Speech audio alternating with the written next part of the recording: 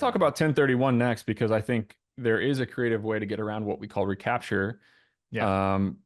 What is a 1031 exchange? I guess I'll explain what a 1031 exchange is, and you kind of correct and elaborate. So if you're going to sell an asset for a gain or a loss, and the government offers this portion of the tax code called a like-kind exchange, a 1031 exchange, that allows you to basically take your basis in one asset and buy another one, or you can do a reverse 1031 exchange and buy another asset before and sell that after. But basically, you're keeping your basis and transferring it across properties and not paying the tax. So let's say I buy a building for $1 million, I hold it for more than a year, sell it for 1.5.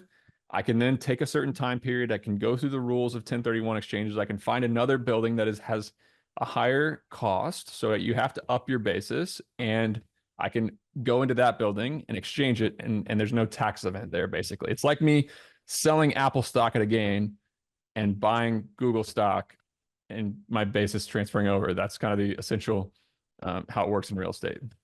That's right. And so, yeah, you have to replace, you have time constraints. You have 45 days to identify and 180 days to close.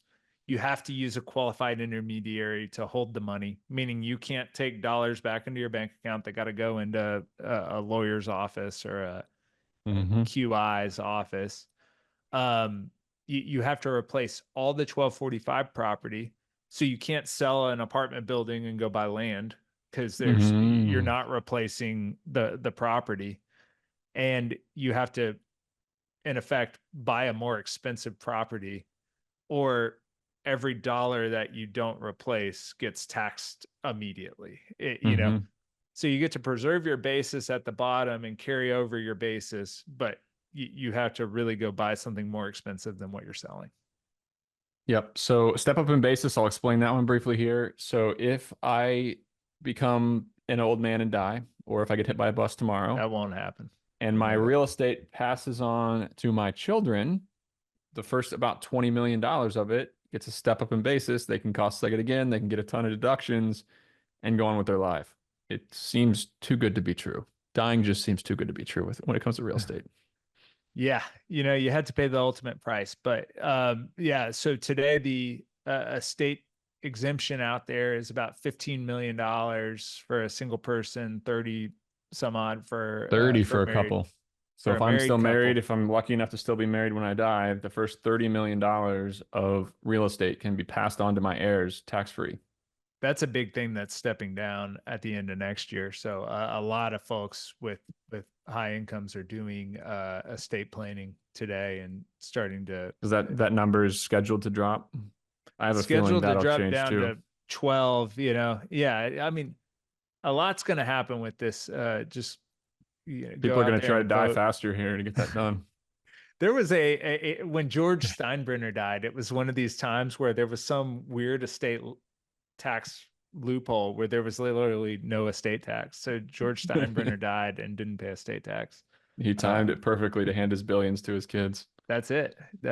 And so but basically when you die, all your estates get marked up, all your assets get marked up to fair market value, pass through your estate, come out, stepped up in basis, handed to your kids at fair market value at the date of death or 6 months thereafter.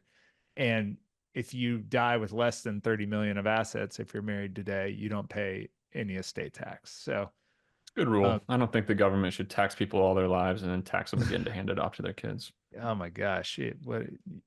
That's a terrible thing to say, Nick. I disavow. Okay. So opportunity zones. Todd also mentioned this in the comments. These are areas and regions where the government has stipulated like areas of economic stimulation, or you're going to get tax breaks if you go to these certain areas where they're up and coming areas. Maybe there's some poverty in these neighborhoods, high in unemployment. They've designated some areas that are called opportunity zones to encourage investment from real estate investors. And if you buy a building in these opportunity zones or land in these opportunity zones and you spend a certain amount, is it 25 or 50% of the original basis in improvements, you're going to make this building better, and then you hold it for 10 years, you have basically a get out of jail free card with capital gains. And you can take capital gains from building sales, from business sales, from stock sales, and you can put them in opportunity funds, and you can go and buy these assets in opportunity zones, do these improvements, and you can end up after 10 years with no taxes. I think this program was massive and had a lot of great potential. Was that part of the Tax Cuts Jobs Act of 2017 as well? Yeah, that's right. Yeah, this I all don't came out know. of I don't know a ton of people that actually do opportunity zone investment. So yeah. I don't think it's been as stimulating as the government hoped. Maybe it's because they made people jump through a lot of hoops and also wait 10 years. Right. There's not that many patient folks in real estate. So, there's a lot of people who have built great little businesses out of, opportunity zones. But yeah, there's a lot to do. So this is where you would take any appreciated capital gain asset. You mentioned Apple stock earlier. You can take a stock, you can take another property, you can take the gain and invest the gain into an opportunity zone. You have to hold it in there for 10 years. And then, everything after 10 years gets stepped up out of the deal. There's another thing where I think if you hold it like 40 years, it just gets, or maybe like 20 something years, it just gets stepped up anyway at like 2043 or somewhere weird. But yeah, I mean, they're a high hassle deal. You have to know what you're doing, especially if you're going to sponsor a deal in an opportunity zone and represent that it's your job to make sure that all the compliance is handled well. Mhm. Call a lawyer, call a CPA, Yep. have experts on your team. Yeah. Mitchell, let's go through the STR loophole. I'm going to explain this in 30 seconds, basically. These short-term rentals, Airbnbs, they can actually count as a business and not real estate in the eyes of the government. So you don't have to be a real estate professional if you meet certain criteria with short-term rental management, which is your average rental is less than 7 days, you spend less than 2 weeks in a year there, and you materially participate more than anyone else, or 500 hours or 100 plus hours. So if you meet these criteria, then a short-term rental can actually offset active income. Your depreciation from these buildings can offset active income. That's right. So I'm a CPA. I own a CPA firm. We have 20 people working for us. If we buy a building in Houston, Texas, and occupy the building on our own. Owner occupied is a great point. Yeah. We can go in and deduct the depreciation against the income generated by the business. Without being a real estate professional. Without being a real estate professional. That's right. It's like a lift. It's like any other piece of business equipment that you would use to in an accessory to operate the business. Yep. And so the STR loophole kind of legs off of that concept in the sense that if you average 7 days or less, or 30 days or less and provide substantial service, you're like running a hotel. You're not running a rental business. And so, you could go arbitrage Airbnb. People used to do that back when Airbnb existed. And they would go rent an apartment and then go sub rent it for 7 days and pay the flat monthly rent and try to make a spread in the middle, where you're doing the same thing with that.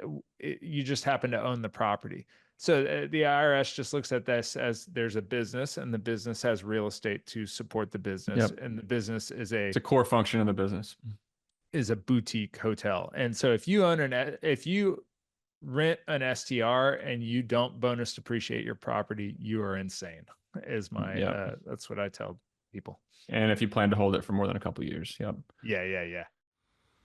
Big news, guys. I created a free PDF that details my method on how I analyze a self-storage facility and figure out what it's worth.